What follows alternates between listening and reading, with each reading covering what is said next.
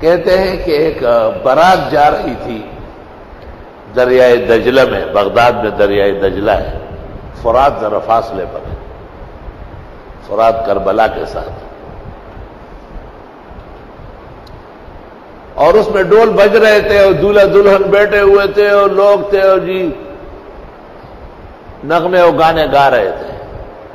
دریا موج میں آیا، ایسی لڑکی دی، کشتی ڈوب گئی، اور اس دولہے کی ماں جو تھی وہ کئی بارات سے رہ گئی تھی، وہ اسی جگہ آ کے ماتم کرتی تھی۔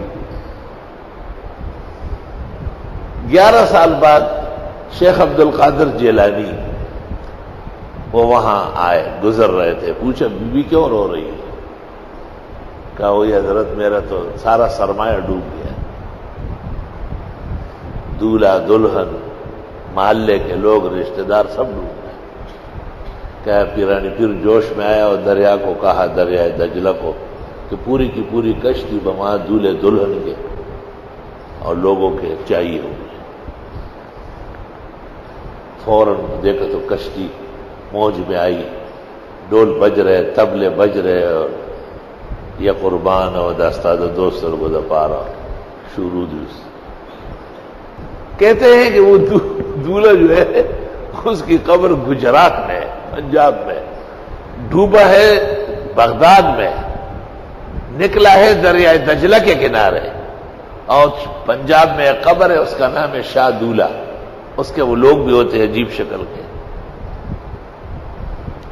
تو یہاں میں ایک قصہ سناتا ہوں، وہ یہ کہ ایک فقیر اور ایک فقیرنی بھیک مانگتے تھے، میاں بیوی تھے۔ فقیرنی کی دوستی کسی اور فقیر سے ہو گئی، اور اس کو کہا کہ تم ایسا کرو کہ دریا کے کنارے دوسرے گھاٹ پر رکشہ لے آؤ۔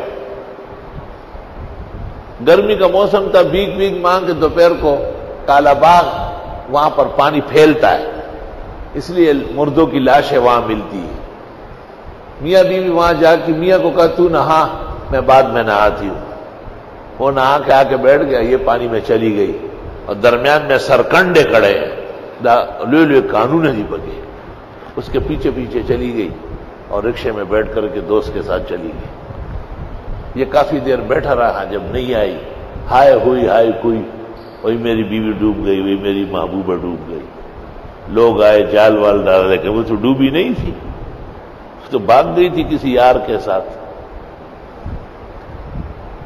فقیر 10-20 دن بیٹھا رہا، جب تھک گیا واپس اپنا گدڑی اٹھائی، کشکول گلے میں ڈالا اور پھر جا کے بھیک مانگنے لگا۔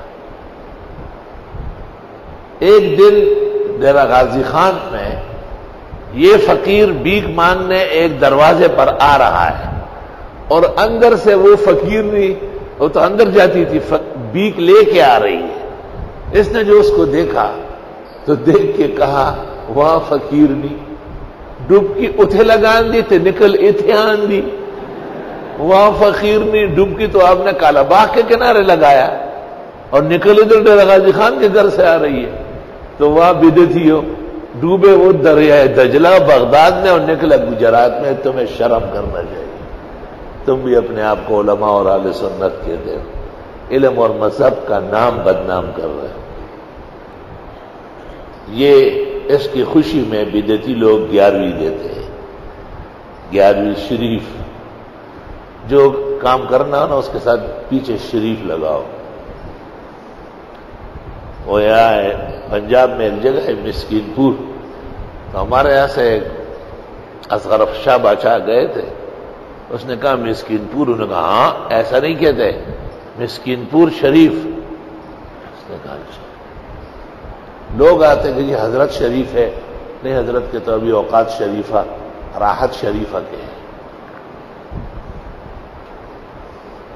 تو ایک دیہاتی آیا ہوا تھا، نماز کا وقت ہو رہا تھا، اس نے کہا وہ سرائی شریف دے دو کہ میں وہ استنجا شریف کو او بل سے ویلو خاص اگر او زون میں اگشتے ہو ایچ اگر شریف فرمانی ہوئی زمان، مطلب ہے کہ سارے شریف جب ہوئے ہیں، تو یہ بھی جو ہے نا علم غیب شریف اور حاضر ناظر شریف ہو، انگوٹھے چومنے شریف ہو، یہاں تک کہ نواز شریف ہو، شہباز شریف ہو، ملک کا بیڑا غرق شریف ہو۔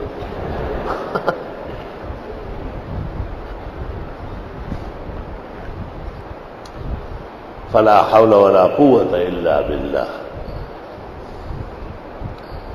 اس لیے حضرت مولانا انور شاہ ایک جگہ لکھتے ہیں کہ پیرانی پیر کی اس قسم کی کرامت کوئی مستبعد نہیں ہے ان عقائد اہل سنہ والجماعت، ولکنہ بالاسف لم یتصل بنا بنقل صحیح، لیکن یہ واقعہ صحیح نہیں ہے، یہ دروغوں نے گڑا ہے۔